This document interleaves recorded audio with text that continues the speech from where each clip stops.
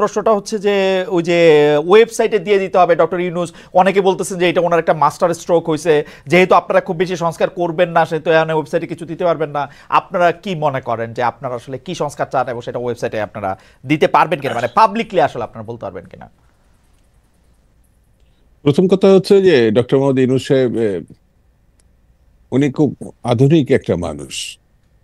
ওনার পোশাক আশাক, কথাবার্তা, চাল চলন, লেখাপড়া, এটা আমার কাছে এই যে 111-এর পরে তিনি SMS এর মাধ্যমে তিনি যে একটা পার্টি করতে চাইছিলেন, তো SMS এর মধ্যে দিয়ে তিনি মানুষের মতামত নিবেন টিবেন, এইগুলো দিকে আগ্রহ ছিলেন। পরে এই 27 দিনের মাথায় তিনি এই পার্টি আর করেননি। তো সম্প্রতি তিনি একটা বিদেশি পত্রিকার সঙ্গে সাক্ষাৎকার দিয়ে বলেছেন যে ছাত্রদের মানে শিক্ষার্থীদের আহ, যে স্বপ্নগুলো, যে আকাঙ্ক্ষাগুলো, সেগুলো পূরণের জন্য তাদেরকে একটি দল গঠনের প্রয়োজনীয়তা পড়তে পারে এবং এগিয়ে যেতে হবে। অর্থাৎ ছাত্ররা যেমন ভাবছে তিনিও সেটাকে আরো বেশি আহ, গুছিয়ে কাজ করার জন্য তিনি তাদের প্রতি সমর্থন। এর আগে তিনি এটা দাবি করেছেন যে এই সরকার বা তার আহ, যে ক্ষমতা অধিষ্ঠিত, এটা ছাত্রদের জন্য সম্ভব হয়েছে। অর্থাৎ তিনি একটি রাজনৈতিক দল প্রত্যাশা করছেন এবং সেটি শিক্ষার্থীরা, এর আগে শিক্ষার্থীদের কাছে কেউ দল চায় না, আন্দোলন চাইছে, বিপ্লব চাইছে, মুক্তিযুদ্ধ চাইছে, কিন্তু শিক্ষার্থীরা দল গঠন করবে এই অবস্থা কেউ ক্লাসরুমে, ইন্টারমিডিয়েট অথবা হাই স্কুলের ছাত্ররা, কারণ অনেকেই কিন্তু এই আন্দোলনে হাই স্কুলের ছেলেও শহীদ হয়েছে, এমনকি শিশুরাও প্রায় 100-এর অধিক তারা শহীদ হয়েছে। সেই জন্য শিশুরাও যদি রাজনৈতিক দল গঠনের প্রশ্ন ওঠে বা তাদের সঙ্গী হতে চায়, আশ্চর্য হওয়ার কিছু নাই। এবং সেটা ডক্টর মোহাম্মদ ইউনূস সাহেব সেটা সমর্থনও দিয়েছে। জি, আমার কাছে বক্তব্য হচ্ছে তিনি একটি নিরপেক্ষ সরকার হিসাবে কিন্তু সরকারে আছে।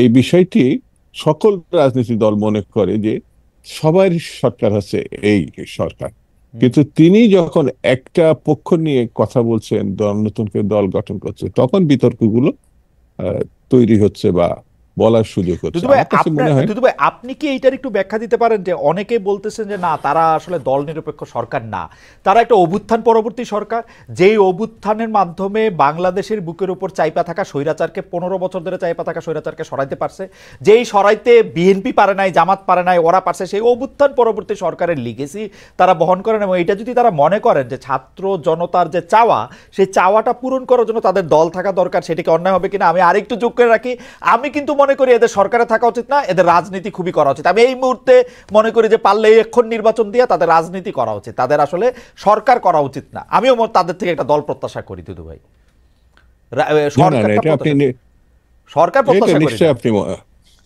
এটা নিশ্চয়ই আপনি মনে করতে পারেন এবং আপনার সঙ্গে আমি দ্বিমতও করছি না।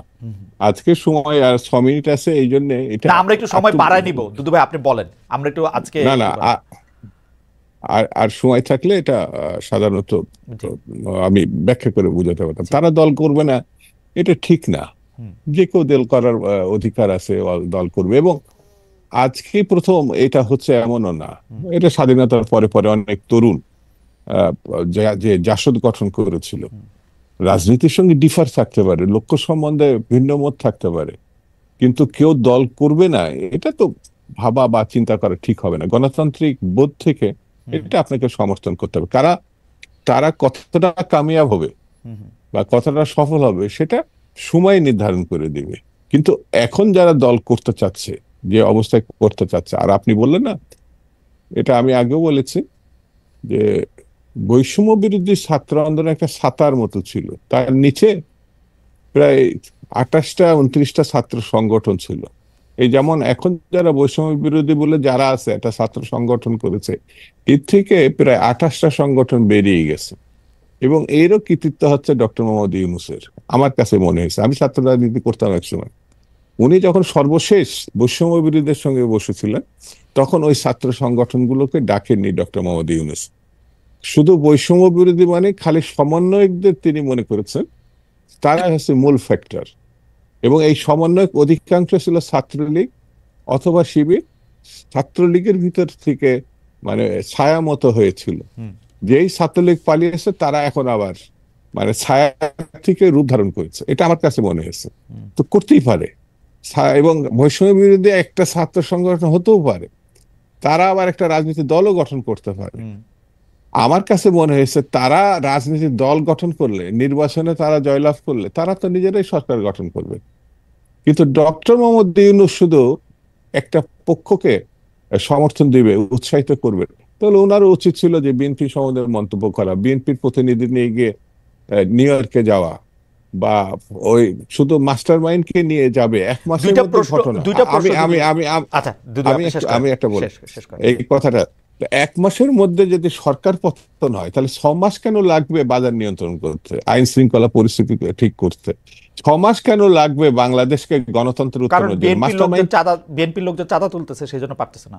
এবং বিএনপি স্পষ্ট ঘোষণা দেওয়ার পরে যদি পুলিশ তাদের না ধরে, সেনাবাহিনী না ধরে, তাহলে বুঝতে হবে যে সেনাবাহিনী এবং পুলিশই বিএনপির নামে এই চাঁদা করছে। এবং ডক্টর মোহাম্মদ ইউনূসের তো নেটওয়ার্ক খুব ভালো, মানে গ্রামীণ ব্যাংক, তো গ্রামীণ ব্যাংকের লোক এই চাঁদাবাজি করছে, এবং অন্যান্য দলকে তিনি যা সাপোর্ট করছে তারা এই চাঁদাবাজি করছে। কারণ আমরা স্পষ্ট করে বলে দিছি না, আপনারা বলছেন কিন্তু তৃণমূল থেকে আমরা যাদেরকে দেখতে পাচ্ছি, যারা এখন হর্তাকর্তা বিধাতা হয়ে বসে আছেন, তারা আসলে বিএনপি করেন। না না, এটা আমাকে বলতে না দিলে আমি, না প্লিজ বলেন দুদু ভাই, আমার দুইটা প্রশ্ন ছিল, সেজন্য আমি একটু, এই জন্য আমি অনেক টেলিভিশন ছেড়ে দিচ্ছি যে আমার আপনি শেষ করেন প্লিজ, সরি। সেটা হচ্ছে এই, আপনি দেখতে পাচ্ছেন, ডক্টর মোহাম্মদ ইউনূস দেখতে পাচ্ছেন, পত্রিকা দেখতে পাচ্ছে, সরকার দেখতে পাচ্ছেন। ওয়াই? ডিজিডিএফআই, এনএসআই, এসবি, এদের যে নেটওয়ার্ক, সরকারি যে নেটওয়ার্ক, তার মানে এই কথাটা বলার জন্য, এই পরিস্থিতিটা তৈরি করার জন্য তারা যে নেটওয়ার্ক করছে। যেমন আপনি মিস্টার খালিদ, বড় বড় ব্যাংক দখল হয়ে গেছে, যেটা কামাল ভাই বললেন, বড় বড় প্রতিষ্ঠান দখল হয়েছে, কিন্তু আপনি একবারের জন্য তাদের নামও উচ্চারণ করেন, তাদের কথা বলেননি। ওই যে আপনি শুরুর আগে একটু কথা বললেন না, আগে আপনি হচ্ছে অন্যদের টাকা খাইছেন, এখন হচ্ছে অনেকে বলছে আপনি আওয়ামী লীগের মানে যে তহবিল পাচারে সেগুলো খাচ্ছেন। এই জিনিসগুলো বলা বলির ব্যাপার না, পরস্পরের বিরুদ্ধে কাকে কে ছোট করবে সেই প্রক্রিয়ারই অংশ হিসেবে আমার কাছে মনে হয়েছে আসল ঘটনাকে আড়াল করার জন্য ছোট ঘটনাকে সামনে এনে, এবং সেই ছোট ঘটনা তৈরি করা ঘটনা।